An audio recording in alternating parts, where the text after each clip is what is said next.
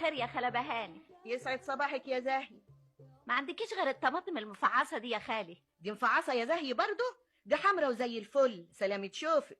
هي زي الفل عشان من ايديك الحلوين بس.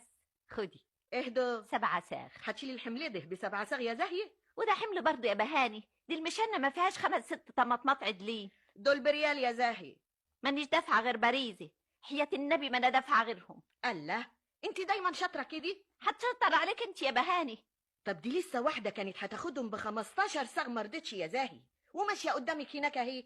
حياة النبي ما معايا غير الباريزي، حياة النبي ما تكسفيني بقى.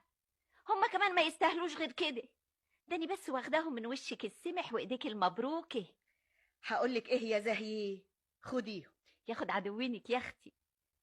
وانتي ازيك يا بهاني؟ وزي العيال بخير؟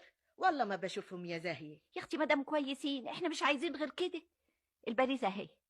ما فلوس معاكي كتير اهي، انت مش بتقولي معكيش غير البريزة يا زاهي؟ مش بتوعي، حياة النبي ما بتوعي، حتى شايفه حطاهم على جنب اهو.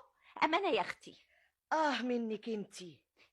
اوعي تكوني مش مسامحاني فيهم. بالهاني والشفا يا زاهي، مطرح ما يسري يمري. اقعدي بالعافيه يا بهاني. الله يعافيك. اما حاسب يا سعيد. بتعملي ايه يا أما؟